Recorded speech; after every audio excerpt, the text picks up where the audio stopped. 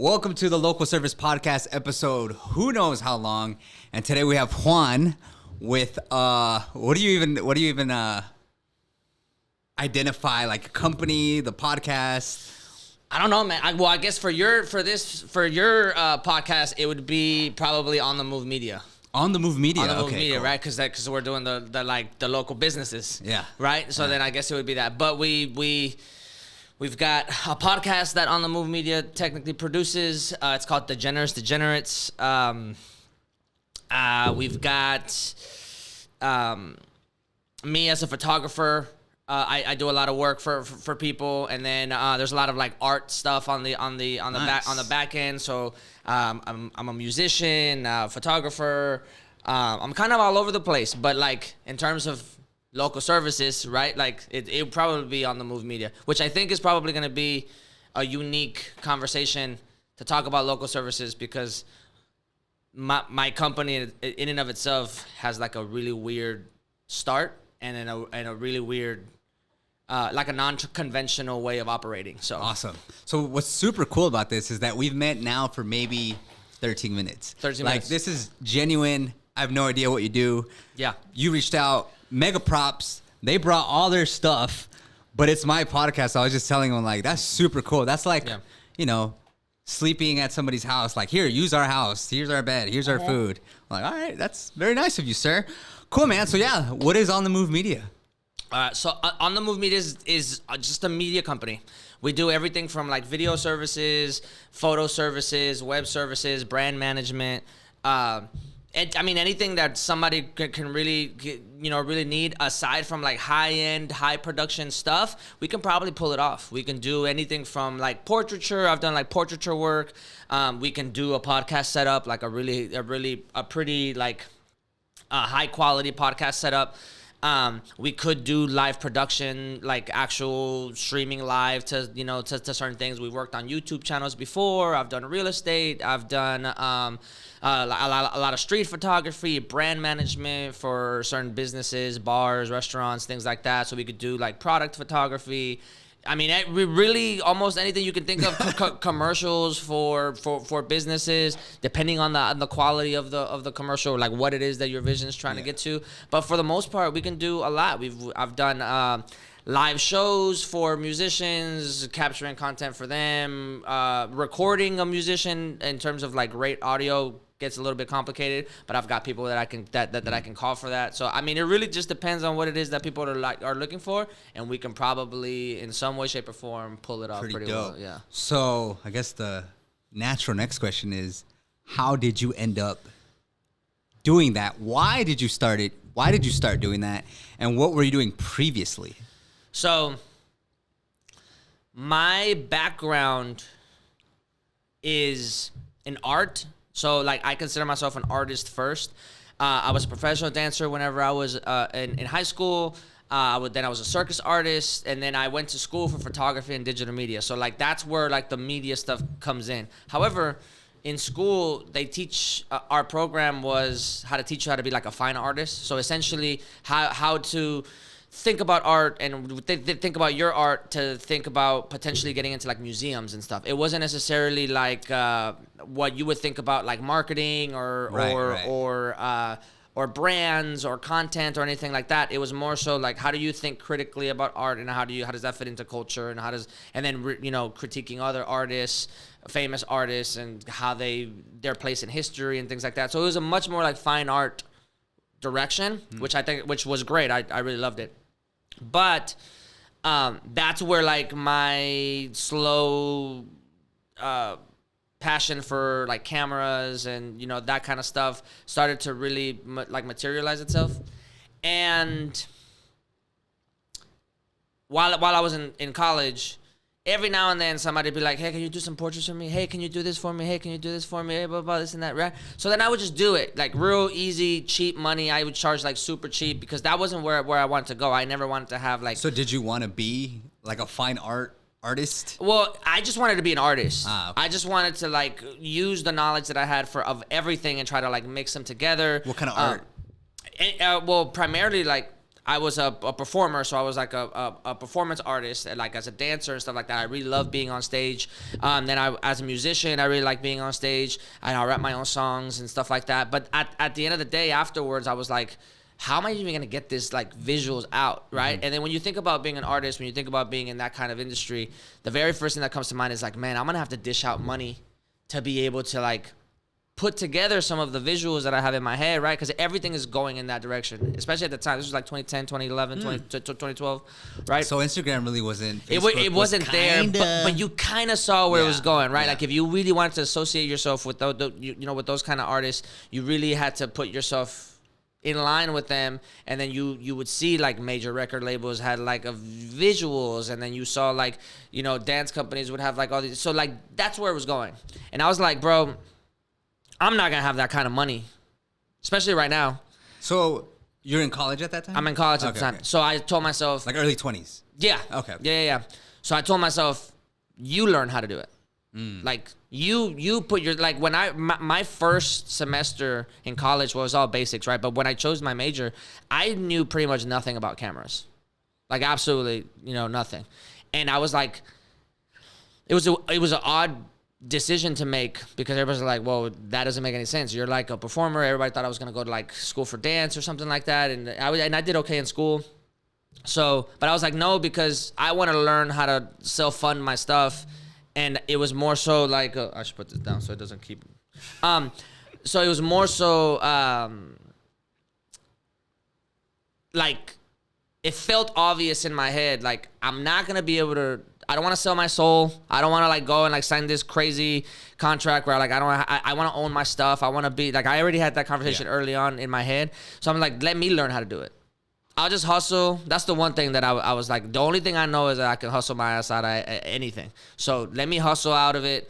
Let me like buy a camera. Let me understand it. Yeah, so that's always a fun story. So what first camera did you get? And the first camera I ever got, I think I convinced my dad to get me like a Canon 60D. I think it was probably worth like $700 or something like that, $800.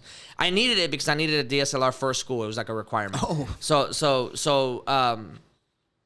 So I think my dad got it on credit, and like he was, just, I don't know how he's paying it off or whatever. Shout out dad. Yeah, shout out pops, right?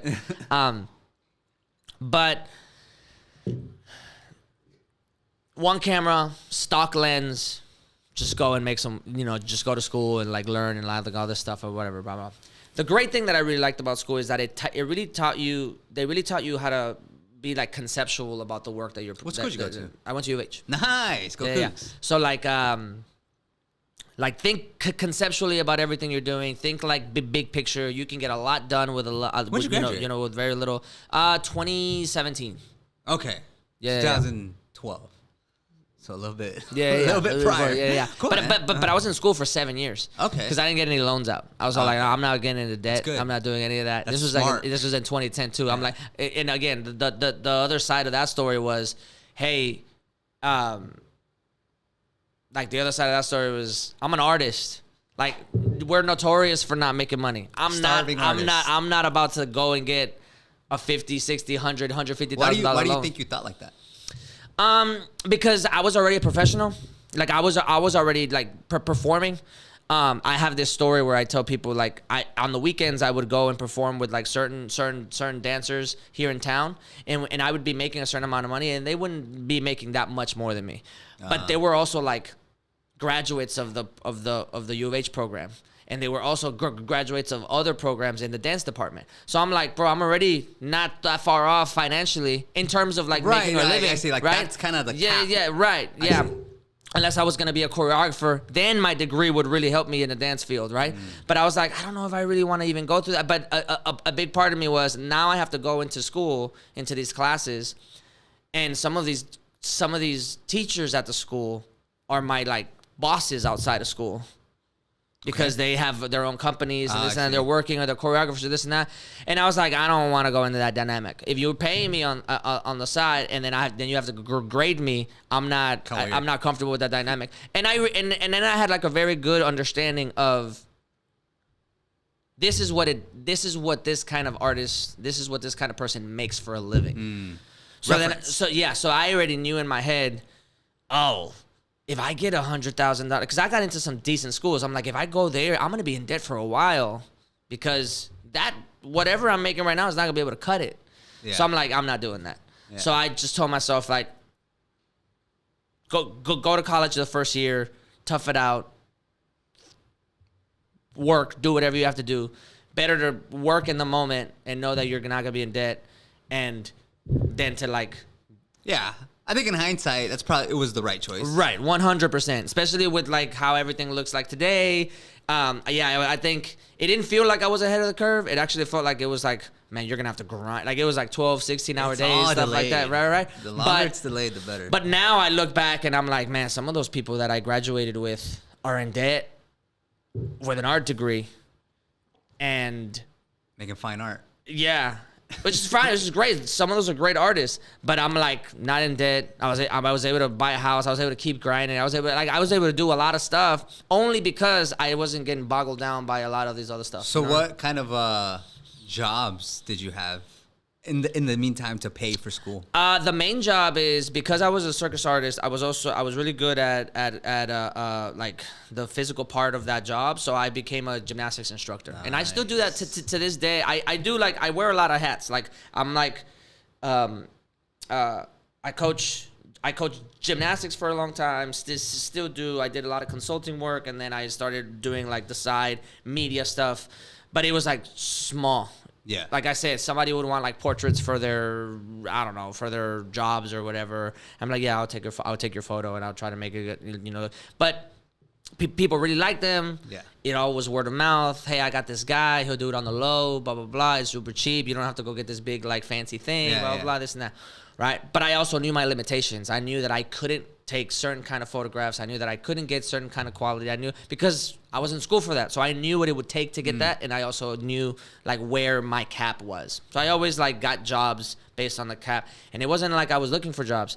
That's why I think my company is like a weird, an unconventional way of doing it. Because even now, to this day, I don't advertise. Nice. I don't go online. Like I have an Instagram for On the Move Media. I only make like one post, but like we don't do any advertisement for On the Move Media in terms of come get our business. Yeah. Right. Everything's been word of mouth. I've got like a huge. I don't even have a website for it. Yeah. I've got like a huge portfolio of stuff that I've already done. A client, like every next client has been like just a little bit more demanding, a little bit more quality, a little bit more, and then a lot of it has just been luck, where right place, right time. So I've been able to get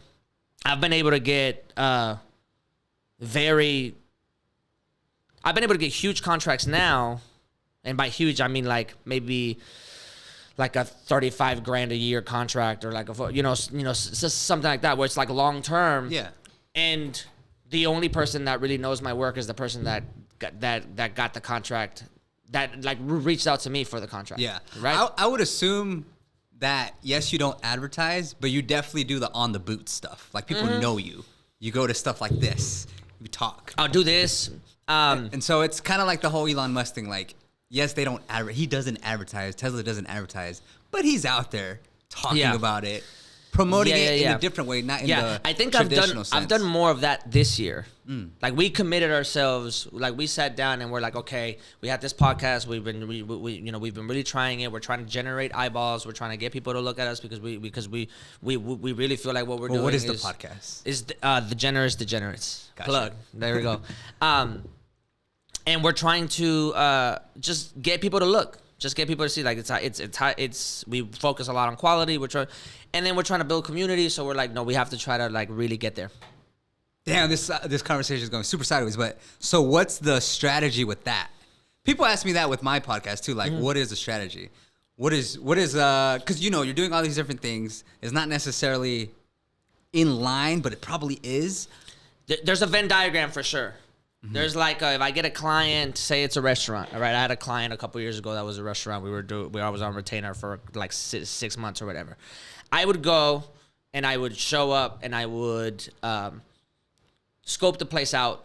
I call it gonzo media because, like, you know, have you ever heard of gonzo journalism? Mm-mm. It's like a term that this writer, his name is Hunter S. Thompson, he coined that term because what he would do is, instead of like going to a place, looking at it, writing about it, and then putting out an article like, oh, you know, Fox News, or like, you know, CBS, the Washington Journal, Vice, like an article on blah, he would like go and try to get himself in the community of what he was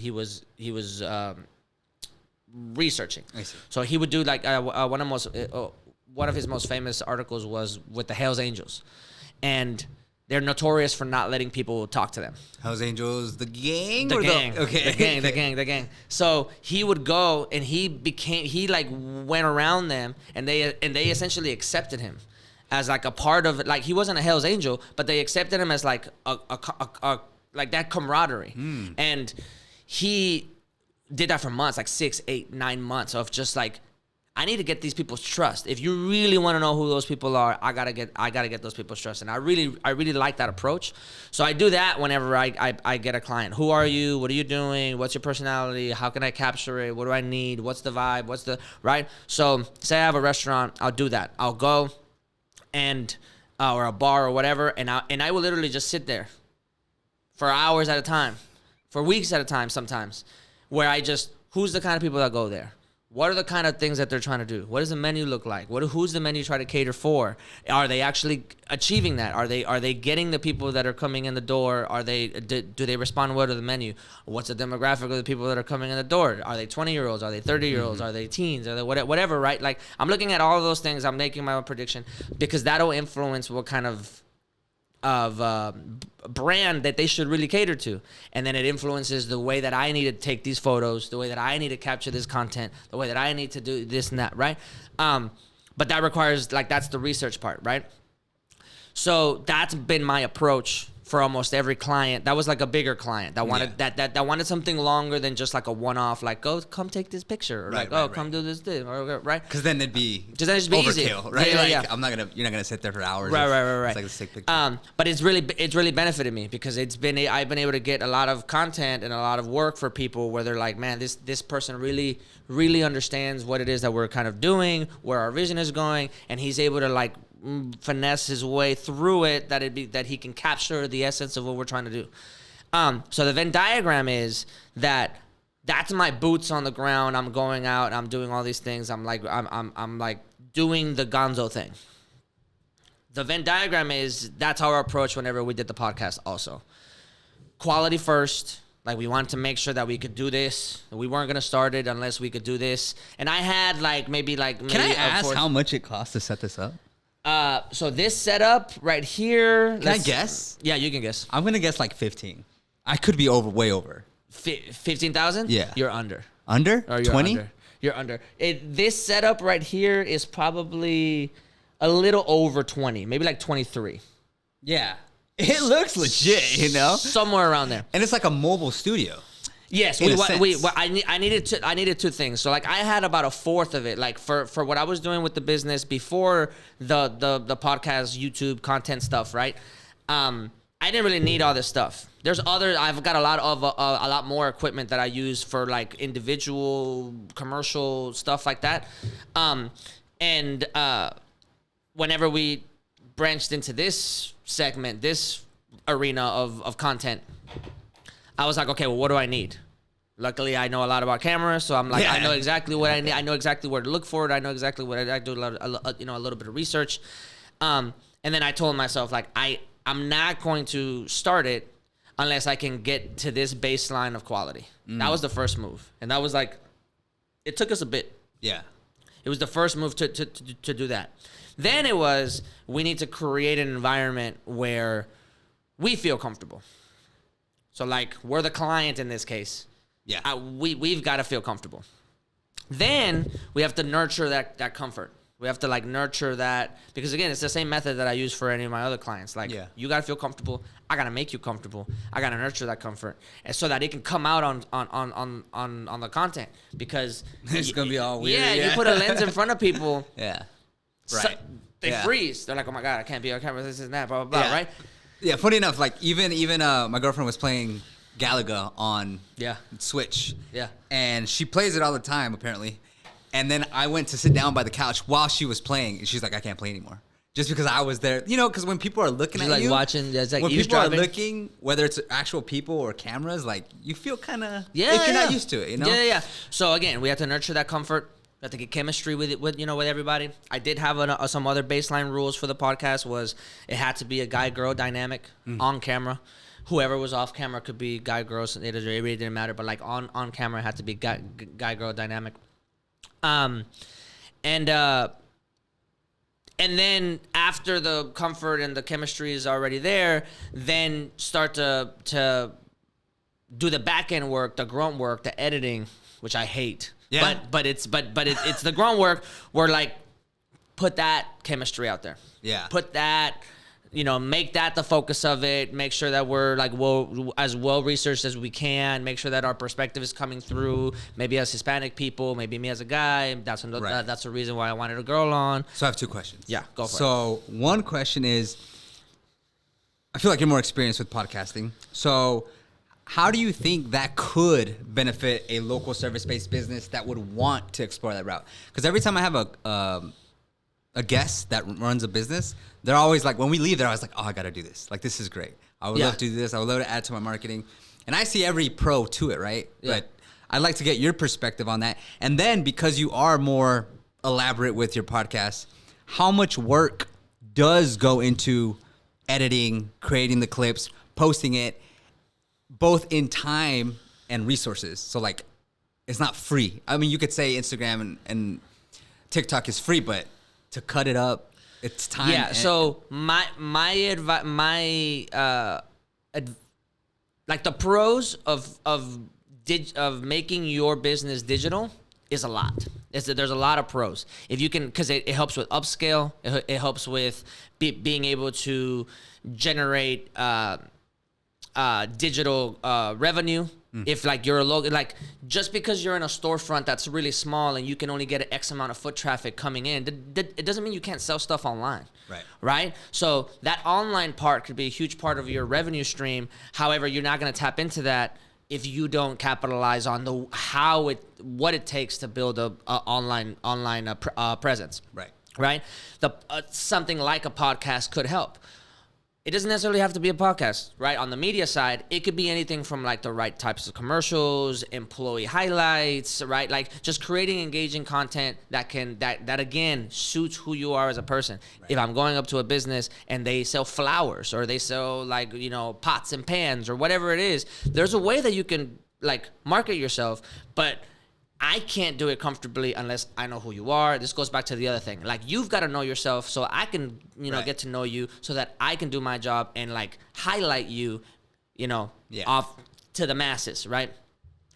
The downside to that, though, is that pros and cons. The downside to that, though, is that it's hard to allocate money for it because a lot of people just think about their expenses as, like, the here and now. What do I got to do? There's the bills. There's the merchandise. There's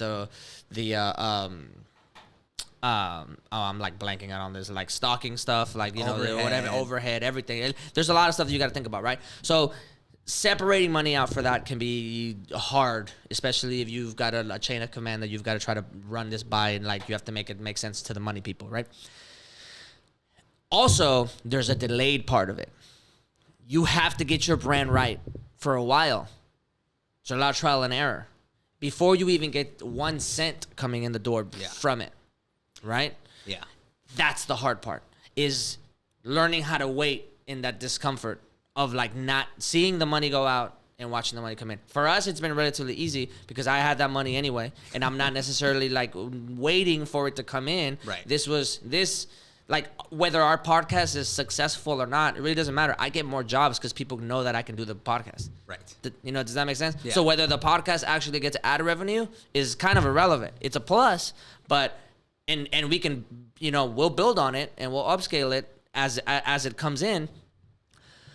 But whenever somebody looks at me like, hey, you have a media company, hey, go look at my podcast. Oh, this is high quality. Hey, we could do that for you too. There's a client. Yeah. There's a potential client there that I've got to try to, like, get on board.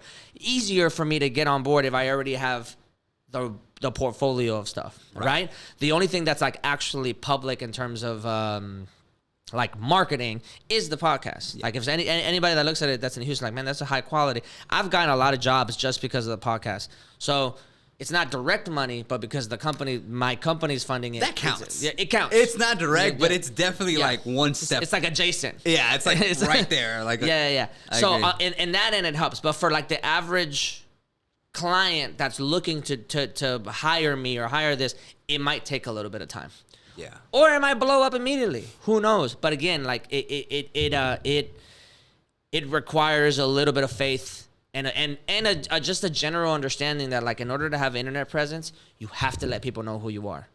Nobody can have internet presence without especially on a business side, without having to let the public know, this is who I am. Come for me, come for the stuff that I have to offer. I've got to be amiable. I've got to be, I've got to seem personable. I've got to give you my story. People like stories. People like the narrative of stories. People will buy stuff from you because of who you are, not because of what it actually does, right? Now, there's probably a tug of war there to some degree. Like, corporate advertising is very powerful, and they can dish a lot of money to, like, whatever is on your Amazon feed or whatever, when they're listening to you. But that's a different kind of like firepower. You can still get a lot done with what is available to you if you're a small business, medium-sized business, and want to explore like the digital online realm. I think for the most part it's beneficial. And yes, it's a cost to it, but you don't got to do it like every month. Mm-hmm. It could be whatever's comfortable for the person. Once a quarter. Right. Seasons, right? Like if you're somebody that has to do, like, see, the Christmas time is a big time for you, or just do it on the times where you're the lowest, right? If Christmas time is really high and you don't need to boost that, then maybe you can boost like July because nobody's coming in your business in July, right? Like it really depends, but it could be really, really beneficial. It just has to get done right. And like the unconventional part about what I do with my company is that there's no way for you to find me just by looking at me. Either I find you or like looking me up is what I mean. Like, you can see the podcast, you can reach out to me or whatever, right? Or you can see like my own personal accounts, you can reach out to me. But either I find you or I go look for you or something like that, or somebody told you about me and then you call me and I'm like, hey, it's been... When that happens, curiosity question, do they give your number and then they call you? You probably get both. Or do they say, hey, Juan, is it okay if I give... I get both. Okay. I get both. Do you have a preference? I really don't care. It's really nice whenever I get a random call and they're like, so-and-so gave me your number. And I'm like, yeah, that's great. I remember, blah, blah, blah. Right? Because I don't get bombarded like all the time. But it's also very nice when somebody's like, hey, I didn't want to give out your numbers, like privacy, this and that. I'm like, oh, thanks, I appreciate it. But yeah, you can go ahead and do it. Do you ever run into the issue as a business owner where maybe they call you and it's like, ugh, we don't really work with that? Yeah. I've gotten some, like... Because the thing about media is that, one, it's everywhere, right? Like, the moment you get on your phone, people like are scrolling through, and some of it is like high quality media that you're watching like on YouTube, or like, because the production value is so high, or because like whoever you're watching just has made a ton of money off of that ad revenue, and they can upscale everything, right? However, the bad part is that because it's so accessible to like the average consumer doesn't know what it takes to do this. Right. On the back end. So they might look at a video and be like, yeah, it was so easy. They're just talking about dating, right? They're just sitting there, just there, right? But the back end part of it is like really, really confusing. And because there's a lot of low quality tech out there already, like low cost cameras, efficient cameras, this and that. You can like put something on the table and it like follows you while you move. Like, there's a lot of those kinds of like gimmicky, small little things for content creators. Not the audio technical. Yeah, well, I mean, and it could be very beneficial for like a TikTok influencer or something like that, right? But like, there are a lot of those things that people think like, oh, that's just what they're using. And they're like, no. Like, depends on what you want is how much you've got to like be expecting to spend, right? So I get a lot of people that'll be like, I want to do like this thing, and they give me this vision. And I'm like, well, Yeah. it's going to take for me, in order for me to do exactly what you want, because you already have a vision, I've got to do like this, and this, and that. I give them a whole checklist, and it's going to cost you this much. And they're like, whoa, I didn't think that was going to cost like that. Like, isn't it just like a couple cameras? I'm like, no, it's not. It's not just a couple cameras. It's a lot of work. It's a lot of people. If it's not just me, I got to go hire people. I've got to hire people that know what they're doing. Yeah. I've got to run point for everybody. I've got to do, you know what I mean? So like, I know what you mean. I'm gonna make sure that everything is happening the best way possible and as best as it can happen. However, like, you've got to be aware of everything, right? So sometimes that does happen. I'll give them a number and they're like, yeah, we can't do that. And I'm like, okay, well, here's the cheaper version, but you are gonna sacrifice quality, or you're gonna be gambling. Like, you may get it, you may not, right? Like, and you have to be okay with that. I have to be very upfront about it. And then there's other people. I've gotten the other side of that coin too, where somebody's like, I want to do this, and that. Our budget is $25,000. And I'm like, we could do that. Done. Yes, It no fits. problem. Gotcha. Yeah, we could do that. Yeah, I'm working on a project right now. It's an 18-month long project. This woman, a really good friend of mine, right? So again, word of mouth. She got approved for, this is like 3 years in the making. She got approved to build her dream home. It's like a $2.5 million home. It's like crazy, blah, blah, blah. But in order for it to happen, she's doing it on the same lot of the house that she's in right now, or that she was. So they have to tear down the house and they start over from scratch, right? She's like, I want you to document the entire thing. It's like an 18-month long project. I'm going there like on a weekly basis where I'm like interviewing the builder. I'm interviewing it's a huge project, right? And I'm like, it's going to take like, if you want me to do a la carte, it's going to cost you a lot. But if you want me to do to be on retainer, which means like every month you gave me just the same amount of money, and I will just go sporadically and do what I got to do, and I'll do all the editing on my end, and we'll organize ourselves and stuff like that, which is what we agreed on. It's gonna be like X amount, and it ended up. I think it clocks in at probably like maybe just shy of maybe mid-30s of a contract, which, if you think about like $30,000 a year, that's probably minimum wage. But if you think about like the amount of minimal work that I will have to do in terms of like rolling things over, like once I'm organized on my end, it's just a matter of like doing, and then like putting everything together. Everything's a little bit easier.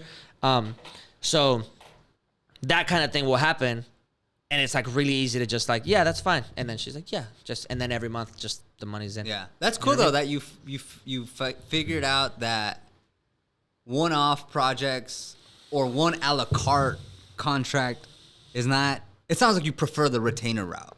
I prefer the retainer route because it allows me to maintain the like brand philosophy of like getting to know, trial and error, really getting what you want out of it. It allows me to like let my creative side flow in and say like, I tried it this way, it didn't work. Let me go ahead and try it another way without feeling like it's I not have like to a one shot. Yeah, it's without feeling like then I have to charge for the next thing. Yeah. Right? I can just be like, yeah, we're here for 6 months. I'm going to get you what you need in the 6 months, but I'm going to be trying out a whole bunch of stuff, whichever one you like the most. Like, then I'll just keep going in that direction. Yeah. I prefer the retainer route, even though sometimes it's less money. On a financial level, the a la carte option is like the best because then I can upcharge for everything. I can upcharge for like maintenance. I can upcharge for like the wear and tear on my equipment. I can upcharge for gas. So like how far am I driving? I can upcharge for everything, and it's just like a 1 day thing or a 2 day thing or a weekend thing, and they have no choice because I'm like, yeah, this is what it costs. Yeah. And then I can upcharge for the editing afterwards. I can like be super specific. Like you get 2 edits. Line item for everything. Yeah. I can like. You get 2 edits, you get 3 edits, you get 4 edits. Like, you know what I mean? I can be like really specific and line item all those things, and it just becomes really easy on my end and a lot more money. And each customer has their own preference, right? Like they might be like, no, we just need it this 1 month. Or let's do a 6 month. Yeah. Sometimes it's like, we just need a commercial of our services, and it takes me like 3 hours to film. It takes me like maybe another half a day to edit, and then maybe like another edit if they have a corrections. Right. But it could be really easy. Other times it could be really, really, really complicated because then it's like, oh, we don't like this. Well, what if we try this? And then I have to go do another reshoot. And then I have to go do another, so I'm just like, why don't you just put me on retainer then? What? You know what I mean? Yeah. Instead of like, now you've just wasted a lot of money now because we could have just like from the very beginning said like, this project's going to take a month. What are you going to charge me for the month? Oh, X. Okay, great. and then we'll spend the whole month working, right? Yeah. So it really depends. But in terms of like the creative, it allows me to be like really creative, and on the creative side, I really enjoy it too, because then it allows me to fund things that I know people won't pay me for, and I'm okay with. And I probably shouldn't say that on camera, because they'd be like, well, you didn't charge them like this. Yeah. But it really just depends. Like, I'm in the process of beginning to edit a short film that I worked with a couple like local actors that are here in town, and I'm not getting paid for that. But I have all the equipment to be able to make a short film. Right. So then it's like, I need to, if I can make the equipment pay for themselves, then I can have a little passion project on the side where like I can get together with a group of 10 people. Which is back to your earlier point. And we can make a short film. You self-funded. Yeah. Indirectly. Yeah. But basically directly. Very cool. So what's the short film? So like what how do you break up your day or week? That's a rough one. Yeah. So my day starts roughly around like 8 a.m. Maybe a little earlier, maybe a little later, depending on the day. My day starts roughly about 8 a.m. I've got to get a workout in before 10. And usually right afterwards, like I'll start editing something. I don't know what I'm editing that day, because it varies day to day. Sometimes it's our own personal stuff. Sometimes it's the podcast stuff. Sometimes it's my own, projects. Sometimes it's a client. Really depends. Right around noon or 1, I'll have lunch. I don't do breakfast. Nice. So like I'll do lunch, small lunch-ish, not a lot. And then I'll go and I will, like, from like 2-ish to maybe around 7 to 8, I'm usually doing a job. Maybe it's like the gymnastics thing. Maybe it's something else. Maybe it's like on site somewhere, right? That's the time that I typically try to allocate. I get back home probably around 9-ish, and then from like 9 to like midnight, I'm editing some more. And then I start the whole project. That's like the typical like working day. Yeah. Okay.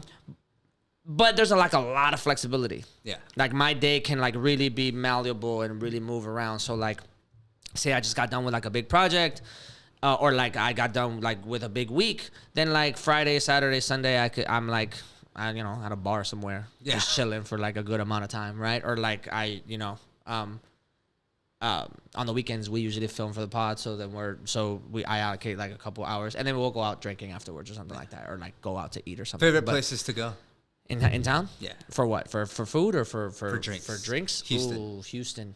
For drinks. So in downtown, right on Main Street, there's a bar called there's a bar called Bad News Bar. It's kind of a speakeasy. It's right above the Cherry. Cherry? Is the lawyer place? No, yeah, it's the lawyer place. Oh, okay. Upstairs, right? Yeah. Really like that bar. Bartender there. Is that what it's called? Yeah, it's called. I just call it the lawyer place. Yeah, it's a Bad News Bar. This is what it's called. I really like that bar. On Westheimer, there is Anvil. I really like Anvil. Anvil's dope. Anvil's dope, and Refuge upstairs is really great too. Refuge. Yeah, it's the whole building's owned by the same guy. So like Anvil's like on one side, and then on the other side is Refuge. It's like in the daytime, it's like coffee and like stuff. But like at night, they close down the coffee place, and then they have an upstairs, and it becomes Been to Anvil like 50 times. Love Anvil. I was just there this weekend. Refuge was yeah. I was at Julep, which is similar. Yeah, Julep is cool. Yeah, Julep is cool. Let me see. On my side of town, I really like How to Survive. Well, I don't know if it's called How to Survive anymore. It's a wine bar over there. I wouldn't even know. I'd have to like look it up to see if that's what their name is now. But it's just like a little wine bar on Harrisburg and Sampson. Where else do I like to drink? I mean, I don't discriminate, man. There's Lalo in the Heights. Yeah. It's a rum bar. It's a great place. I like whiskey a lot, so a place that has some good whiskey or a good whiskey bar is great. I'm trying to think of other places. Flying Saucer in downtown because of the beer, really great. Where are you currently like? I go in phases, so there was a whiskey phase, there's a beer phase. Currently, I'm in my white wine phase. Dope. Are you currently in a phase, or you're just like I don't discriminate, man. I've got like my loyal, like my go-to drinks. Yeah, like my old reliables. Which are? Like at home, I always have to have four bottles. I've got to have a gin, a whiskey, a tequila, and a mezcal. That's what I've got to have. And the gin could be Hendrix, or it's usually Hendrix any of the like limited edition brands, or like just the regular Hendrix, or it has to be Empress gin. The whiskey is typically Macallan 12 year. Okay. But it could be anything else. Like sometimes I get a bourbon, sometimes, but that's like old reliable. And then the tequila is usually some off-brand, like local. I always go to like I always switch that one up. I'll go and I'll support like another random, like smaller distillery of tequila. And then the mezcal is the same. I'll just get like a random, but I really like mezcal, and then tequila is just there because it's tequila. Yeah. But yeah, those are like my my typical go-tos. However, when I go drinking, I've got different old reliables. Like depending on the place, depending on who my bartender is, depending on how well they know me, that's how I'll go. But I mean, I don't discriminate. I like wine, like red wine. I like white wine. If I'm cooking with white wine, I'm finishing that bottle. If I'm I like beer a lot. I know we're Mexican, so our father's like real big on beer. So I'm really big on beer and all types of beers. I don't discriminate there either. Yeah. I'm pretty easy, man. Like you could take me anywhere. I'll find something. Yeah, that's good. Yeah. What pretty open to try stuff, which makes sense because you're an artist. So yeah, I'm kind of everywhere. Yeah, creative. Yeah, I like a big part of my personality is that I really enjoy like the serendipity of things. I really enjoy like the happenstance. I really enjoy like being somewhere and something randomly happening, unplanned. Right. Kind of like be there in the moment, take it in, and I really enjoy that aspect of life. It's probably like the single greatest factor in like all of my randomness and all of the success that I've had. It's always just been like right place, right time. There was never like this big goal. Right. I think I turned 31 this year, so I think now has been the biggest part of my life where like there's been more planning. Okay. I've had to be a little bit more organized because things are like trickling in, and I can't just like juggle them. Like I can't just raw dog it. Yeah. I got to be a little bit more like organized for our own endeavors as a group, as a company, as the podcast.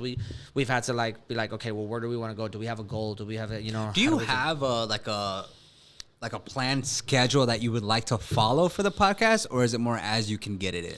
We do a weekly thing, so that's forced. I've got to do weekly. We post every day.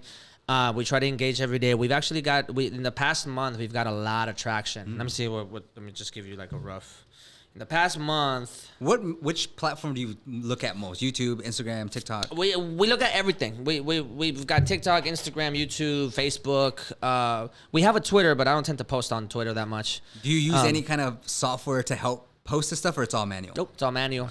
Like right now, our Instagram is popping off a little bit. In the last 30 days, we've reached 545,000 accounts. Nice. So that's pretty good. On YouTube, our follower count grows a little bit more. It's harder to post on YouTube because again, the editing part of it is like really difficult. If I get a like a bigger job that takes away a lot of my mental bandwidth, then I have to like put a little bit of like the editing on our end, like on the back burner. But yeah, we have to post every day. That's like a requirement, and we have to film once a week, and that's a requirement. And it really doesn't matter if we film for ourselves or if we collaborate with somebody or this and that, but like we have to film every week. What do you think the time commitment is in total for the people on that help your podcast? Not like obviously like the guests or anything, but I don't like if it's you and I would count the monitoring as part of that. Yeah. Okay. So I try to wear as many hats, and I try to carry the biggest like load on me as possible. So I would say that their work is like really minimal. I think at the beginning the work was a little bit harder because they have to like learn everything. Yeah. They have to like learn how everything works. But afterwards, like the role is like really minimal. So like I don't know. He showed up at my place at like 11. What time is it right now? I have no idea. It's 1:44. Is it? Yeah. Oh, wow. By 2:30, we'll probably be heading back, and then he'll just go home, and that's like the extent of his time commitment there, and then I am in charge of everything else. What do you use to edit? I use Premiere. I use Premiere Pro. I could use DaVinci also, depending, because I've got two Blackmagic cameras. But I like my workflow is pretty fast on Premiere. I mean, I wouldn't know. But I use Premiere Pro primarily because it's part of the Adobe suite. And since I'm a photographer also, like I've got to do, if I have to organize like a whole bunch of like headshots that I did, I do that in Lightroom. And if I have to like manipulate an image, I go to Photoshop, and like all of those softwares talk to each other really well. Use Mac or PC? Mac. Yeah. So and because they talk to each other really well, like I can just cross things. I can like be working on a thing on Illustrator and then just move it directly to Photoshop, and then like if I save it on Photoshop, it saves it on Illustrator as well. How long? That's pretty dope. Yeah. How long did it take you, in your opinion, to become proficient in that? Oh man, it takes a while. I wouldn't be able to give you a good answer because like in the same way that like I took like one client at a time and kind of just like slowly built like, and I look back and I'm like, oh man, I've done a lot of crap, right? Every single one of those clients I think has challenged me in a weird way to like try to do it, to try to get what they want out. And like, I think every single one of those clients, I had to like learn a new small skill, right? Like if I'm Photoshop, I didn't really know how to like, let me give you like a clear example, like an easy example. Like if I didn't know how to take off blemishes, right? A client eventually came by that was like, I got to take off those blemishes. So I got to like figure this out. And it was just that job. Like I just got to take off the blemishes.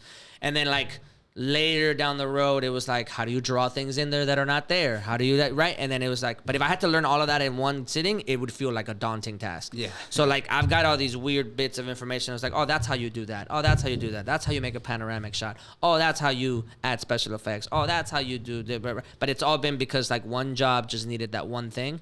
So I learned that one thing, kind of replicated it a little bit, and then like moved. And then the next job was like, how do you do that? And then I learned that one thing. So I don't know. I wouldn't be able to give you like a good example. My only advice would be like, just keep working. Just keep doing more jobs. I was going to ask, what is your opinion on the state of videographers as a career? For people getting into it. Well, I think photography is beautiful, is great. So I think everybody to some degree, especially with the advent of like the smartphone, the like hyper intelligent big camera smartphones, like I think everybody can learn how to be a photographer and can be a photographer. And I think it's really beautiful. However, as an artist, as like a fine art photographer, if I could call myself that, there's like there's a really important place that photography plays in the history of people and in general. And if you dive into that world, you start to like really appreciate a little bit more of the nuances of photography. And then as a job, you can really start to differentiate where you want to be, right? Like I think there's always going to be a need for like portrait work, especially nowadays, because like people on Instagram need to have a presence. People online need to have a presence. Headshots become like really popular. People make whole careers off of just doing headshots. Just like I go to that guy because he gets a whole bunch of like pretty girls and the city's in the background and they're well lit and like, you know, all that stuff. I could do that too, but for me, it's a little boring. It's just like a rinse, repeat. Like, you know what I mean? But for other people, it's like, that's great. I get really, really, really invested in this work, and I like the finished product. I like knowing that I created a beautiful image, and like just rinse and repeat. And they can charge a lot of money. I know photographers that just have an Instagram presence and they'll just be like, hey, I'm heading to New York tomorrow, and then they'll get booked for the whole week. Because they have a big online following, and people in New York are like, yeah, I've been waiting for you to come here. Yeah, squeeze me in, right? And they could like self-fund. They can go the entire year, just city to city to city to city, and make something work, right? And then I know other photographers that are like, count me out of that. I'm not doing like I don't like that rinse repeat stuff. I know some photographers or filmmakers that work in live production. They like they like being behind the camera at like a Rockets game or like at a live church event, or like they like that kind of like pressure is on. There's a team, you're on the comm, and you're going live in 3, 2. They like that feeling, and they like that kind of thing, and that's where they kind of stay. There's people that like the content creation thing. There's people that are, that are YouTubers or this and that. Like there's people that like reviewing tech, right? So it really depends. I think there's probably a market for everything. And my advice to anybody is not just about photography. It's just, if you know who you are and you know what you like, and you like it enough that it doesn't feel like a chore 80% of the time, then you can muscle through the 20%.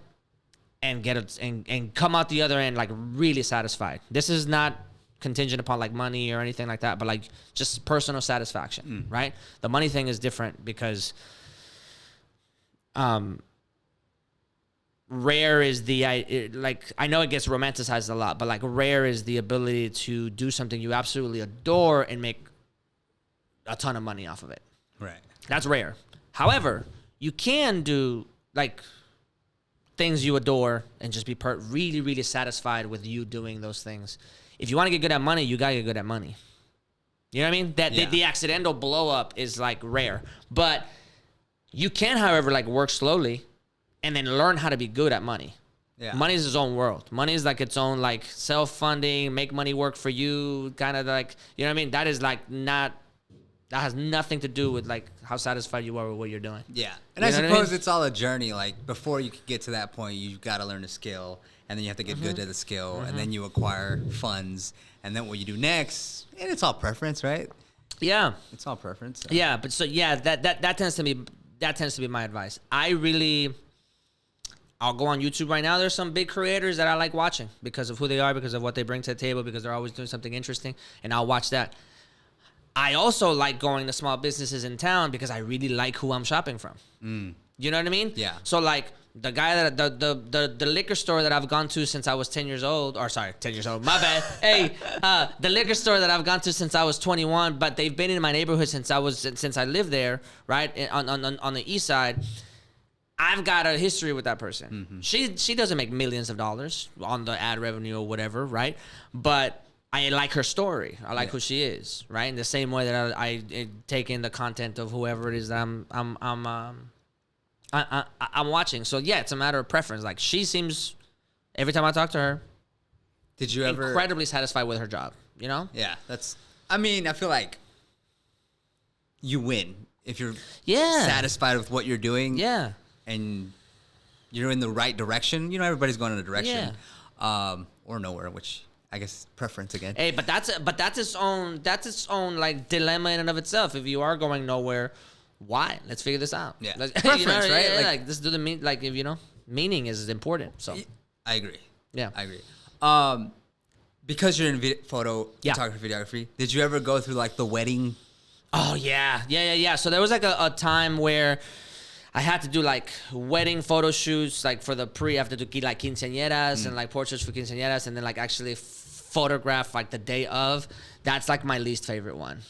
That's I've had to be part of groups that did that, and or like they had to hire me contract work for it, and I've had to do like a favor to somebody that I knew that's like, oh dude, I just want pictures, or like get a couple videos and this and that, and I'm like, you have no idea how like in order to do this right, in order to do this, like there's some wedding event photographer filmmaking crews that make probably like mid 6 figures a year because they do it right. They've got like a team, they've got all the equipment. They'll tell you in advance, like, I need to be here at this time. I need to get this lens. I need to get the I do moment.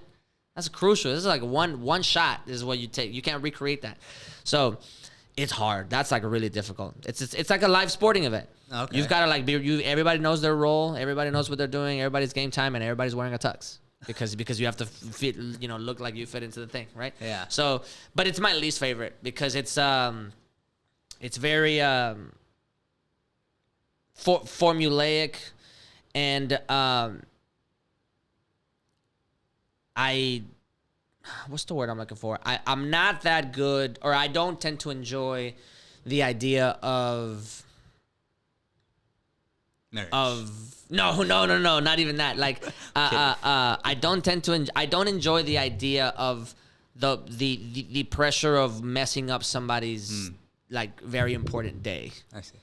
Just because of like a technical difficulty. It might not even be actually my fault. Right? Right? The like card gets corrupted. Yeah. Something like falls that. in the water. Yeah, Who knows? That. Like, so what is your favorite? My favorite is like Gonzo brand management.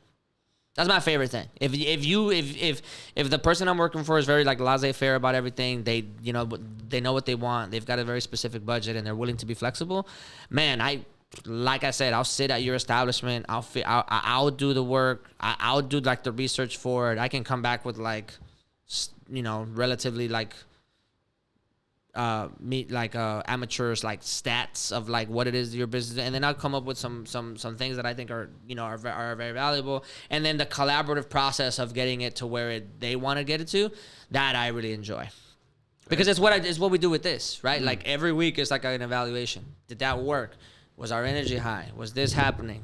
Did we like what we said? Do we have to shift things? Do we have to like move things? What's the market looking like? Do we sound like a imitation of another one? Can we change it? How do we put it in our? So it's just like a constant evolution, and I like that because it doesn't feel stagnant. If I have a client that does that, it doesn't feel stagnant. It every week feels like I'm gonna try to achieve something a little bit different, or either I'm gonna be challenged, which I like it, or I'm gonna be excited about giving them something that they couldn't even conceive of. Yeah, that I'm just something like, new. We did it. Yeah. So I like that the most. I think that would probably be my favorite, but there's perks to like a whole bunch of other stuff. You know, every now and then, depending on what it is. Yeah. Gotcha. Yeah. So, and then you play instruments, right? Yeah. So what's the deal with that? So, going back to like the serendipity, right? Everything in my life has been happenstance. Like I just happened to be at the right moment at the right time. Something really caught my attention, and I dove like deep into it. Whenever I was in school, so I was performing for a long time. That was my first love. It was my first passion. I still deeply love it, right? I don't get on stage as much anymore on the performance side because I got an injury like 8 years ago, and it really like had made me have like an identity crisis. And I was in school, and that felt like a pain at the time, like emotionally. And then I started coping. I was like, I need to be creative. I need to do all this stuff, but I couldn't like perform, and I couldn't have that outlet. It was like really difficult. So I started like picking up a guitar and just like kind of tinkering around, and it felt really satisfying. And I became like really enthralled by it. And then just music in general. I already knew a little bit of music because I really enjoyed being a choreographer, and I really enjoyed like having to understand kind of a little bit of that. And then it was just eventually like as time kept going, again like small little things all built up, and before I knew it, I'm like, oh, I like playing guitar a lot. And then somebody was like, well, here's a bass. And then somebody was like, well, let's go to the studio, let's like play in a band together. And then it kind of grows from there. And then eventually I had a song that I liked that I wrote, and I'm like, man, this is pretty good. Show it to a friend. Oh yeah, we like it. I'm like, oh, maybe I could be a songwriter. How do you be a songwriter? What does it take to be a song? And then you just peel back the layers of like all of those things. And so like now my day-to-day, like my brain is constantly jumping from one thing to another. Like I'll look at something and I'm like, oh man, that would be a great like frame for like a still shot, or that would be a great frame for like a film, like a short film. But then it'll also be like shifting to like people watching at somewhere, and I'm like, oh, that's a good lyric. I'm gonna try to put that. I just gonna write that down, and then just constantly having my notes on my phone is crazy, just like nonstop. Do you stuff. use the Notes app? Oh yeah, Okay. yeah. There's other ones that I've tried, but like the Notes app's just so easy. It's funny because you're right. There's like a million Notes apps, but the Notes app itself it's actually really good. Yeah. I just like that you could widget it. Oh, and okay. like, you know what I mean? So like I could just like go on my phone and like I could just click it and I just keep going, and then I just take it away. You know what I mean? I don't have to like do anything crazy and this and that. I might change my mind if I have like an iPad or something. Okay. If I have an iPad, I'm doing like a storyboard or something, I might not use the Notes app because it's like a larger screen, so I have like a more like real estate there to like you know to play with. But on my phone, it's like it's so easy. Just write it down, like let it go, and then like the end of the night, just like look through it. And I'm like, oh, that's right, that did happen. So brings up a good point and or question. So how do you stay organized? A lot of it's in my head, but I've had to develop systems in my day-to-day to try to like keep track. It's not necessarily organization, it's try to keep track of things. I tend to be relatively organized. I wouldn't say I'm like hyper-organized. I'm not like neurotic, but I'm also not like a slob. Right. So like I just tend to have like systems. I have like mental checklists. Is this done? Is this done? Well, your day-to-day, you did mention like there is at least a pattern to your day. Yeah, but so that's like, not written down anywhere. It's not like it's not like on a whiteboard that I'm Right. like, this is what my day tomorrow looks like, and I get to look at it, and that's what it is. A lot of it's just in my head.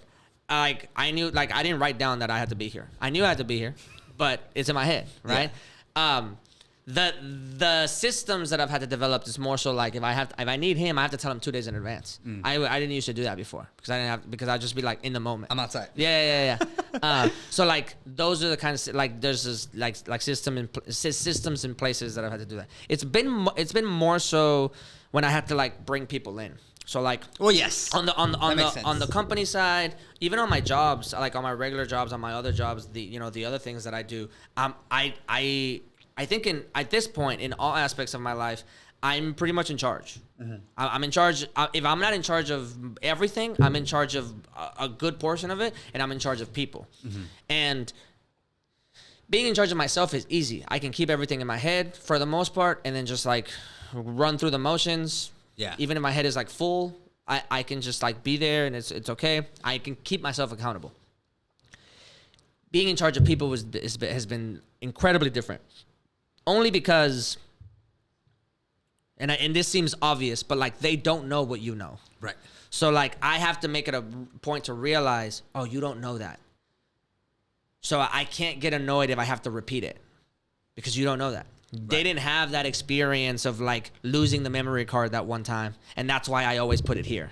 Right? Exactly. To them, it's just like, why is it there? Like, and I have to keep reminding them, like, oh, and in my mind, I'm like, okay, I have to remember. Like, they don't know that. Yeah. They don't know what they don't know. So like having this system of like checklist. This is what we do.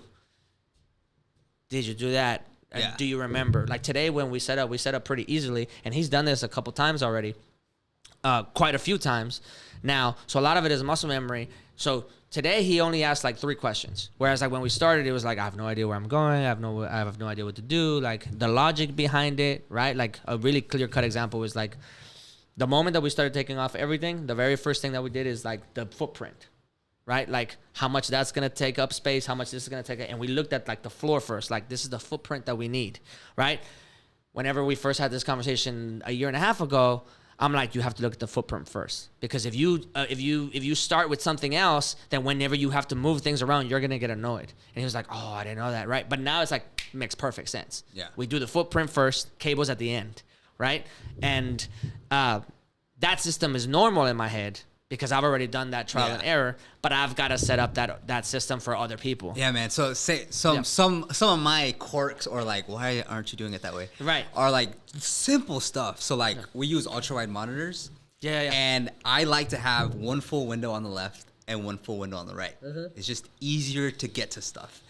And then I'll see people working like little window here and a little window here. It's not like the full. They're just kind of like in pieces. I'm like, why do you do that? And then whenever there's like so with Google Ads, we have a bunch of accounts, and to open up there's like a list of accounts. You can open a window to get into each account. You click into it and it opens a new account. Yeah. So you have to go. If you don't right click it, you're gonna have to go reload that page to go to the next one. Yeah. So like you want to open it in a new tab. Yeah. And I'll look, and I'm like, I don't understand like why you're not. Yeah. I let them know, and then sometimes they won't do it. I'm like, you've saved. I mean, yes, you save like 2 seconds. Yeah. But over the course of time, it's just easier. Yeah, but little stuff like that. It's like, I get you. It's like like. But what's cool about being in charge is you get to, in a way, I guess you're in charge of helping people skip those steps. Like, hey, instead of losing that SD card, keep it right here. Right here. Because you're gonna lose it. Yeah, if you don't. Happen. Same thing with like the tab thing. Like if you really want to spend your time, like an hour of your time loading the page, do it. But if you want to save the hour and work quicker. Yeah. The way that I see it is that I would love to have people around me that trust me enough that they know that I'm not trying to just micromanage, that there's a method or there's a reason behind it. And for the most part, I do. I like everybody that I work with seems to be pretty on board, and they're like, oh yeah, that makes sense. But the other rationale is like, no, if you want to find out for yourself though, you can do it. You'll eventually get to exactly where I am. Yeah. You know what I mean? It might not happen immediately. It might take a couple months. It might take you some years, but eventually you'll come back and be like, I know why you do that. Yeah. I know exactly why you do that now. That's experience. You know? And it's cool because sometimes you do get the other side. Yeah. Like I had one of our guys, he's like, he changed our whole process. He was like, well, instead of us doing it, why don't we send it to our web team to do it? It was like some SEO stuff. Like we write the content and we put it on the site. And then he's like, well, why don't we just write the content and send it to our web team and they can upload it, since that's kind of like what they do.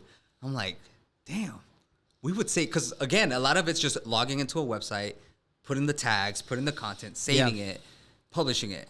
But if we just like mass produce it in a document and send it, they could just copy paste or whatever. Yeah, it's like more of the brain work is done here, and then the web team does just the execution of it. Yeah, you're the brain, they're the hands. Yeah, and so it's like, damn, that was and the guy's 19. I'm like, that's a fantastic. But that's the other part of it. Sometimes a fresh brain is important. Yeah. So sometimes a fresh brain, because they will see past like the convolutedness that you started a long time ago, and they'll just be like, but wait. And it's actually super cool because it's not. You could argue that that's being lazy, like, oh, you don't want to put it up. But I actually like the idea, not being lazy, but like, how can we make that quicker? Like, expedite it. If I didn't want to do it, like, how can I not do it? Which is kind of the whole point with everything, if you think about it. Like, how do I not have to do the keyword research for every single account every single time? Yeah. Oh, there's software. I pay $99 a month. It does it for me, or it saves me an hour every time. So that little comment of like, why don't we have the web team do it? I was like, damn. Right. Why don't we have the web team do it? For real. Yeah, it's really weird for me sometimes whenever people talk about what I see. It seems right, and we may just be taking it for granted because we may be a new generation of people that like that work in a different kind of environment to like a boomer. But like when I deal with boomers, not that I'm like have anything against them or anything, but when I deal with people from older generations, they do tend to use like the laziness thing a lot. Like work ethic really means a lot to them. Like and not necessarily work ethic, but like putting in the time that they did also seems to be like a really important factor in them because they derive a lot of their value from it. Where we don't derive value from like the time spent, we derive value from the outcome that it produces. Yeah. You know what I mean? So like, I don't feel value. I don't feel it good at all if I spent 10 hours doing this. Like, I don't necessarily feel the need to say, you also have to spend 10 hours doing it because that's fair. Right. Right? Now I'm like, I kind of see it more as like, if you can spend 2 hours doing it, then that means that we can do it 5 times in 10 hours. Yeah. I'd rather have that as opposed to like 1 time in 10 hours. Yeah, and I think there's a mismatch there because with technology and software and computers, it's like, it's just not necessary. Yeah. Like, if you used to write it down on a piece of paper, that's just naturally going to take longer than typing it up or copy pasting or chat GPT and all this stuff. Right. It's like, it's just faster. Yeah. And so it's just more efficient. It's different. A lot faster. I think there's probably like a larger philosophical conversation, right, of like the advent of technology, any technology, and like how much we don't, like all of the things that we lose in the process of getting said new technology.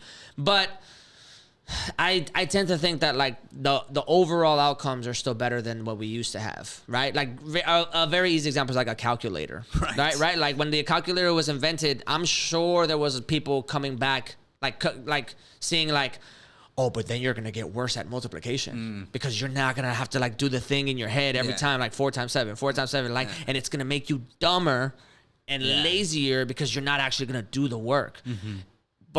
And people are like, okay, but also I could just, you know what I mean? And then the advent of the calculator probably saved hundreds of thousands, if not billions of hours since its inception, right?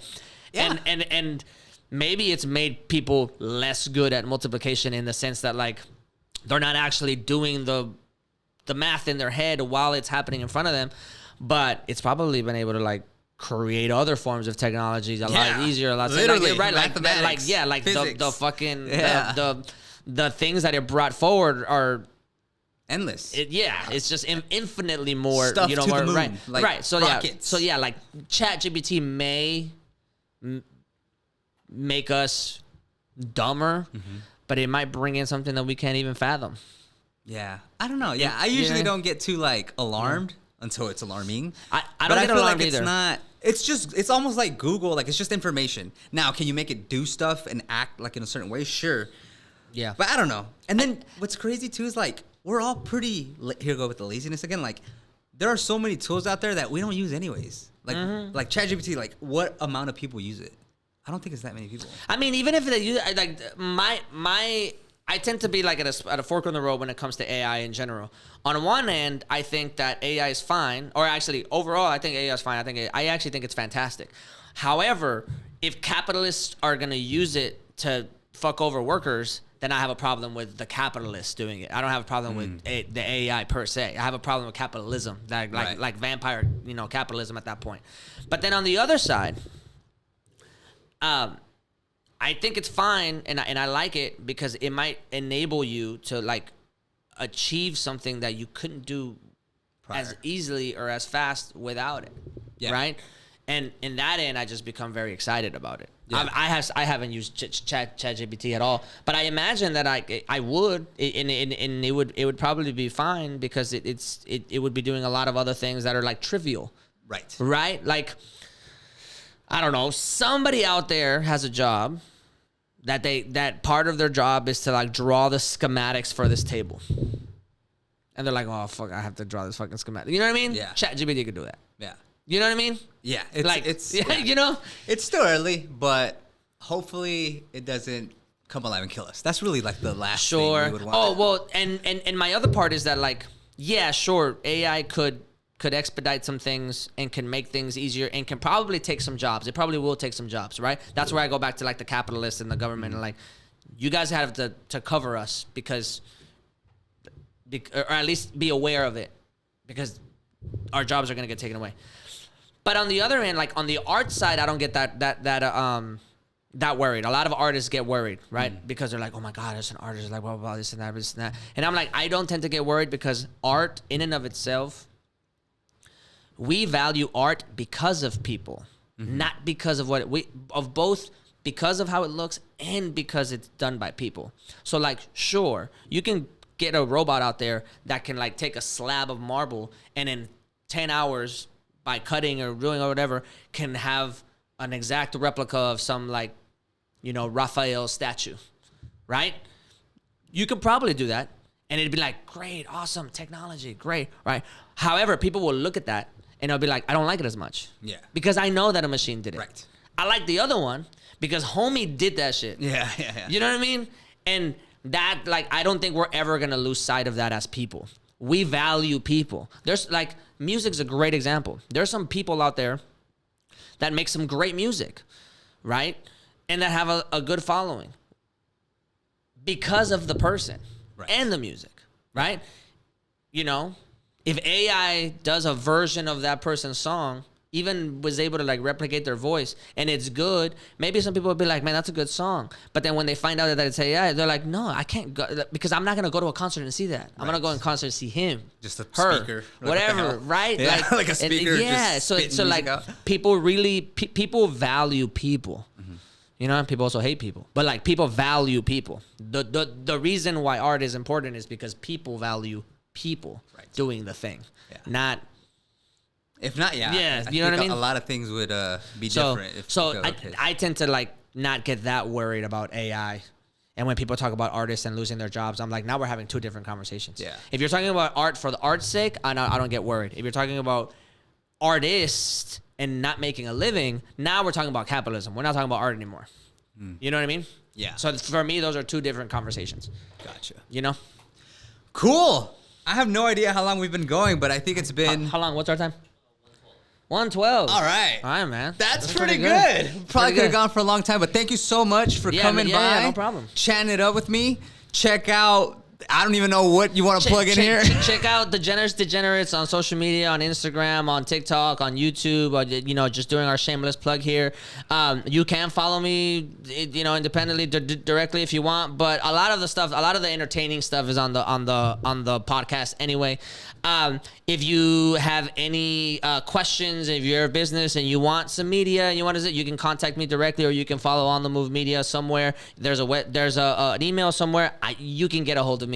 If not, contact my friend Caesar here, and he can get a hold of me also. So, that's kind of where it's at. Oh man, peace. Peace.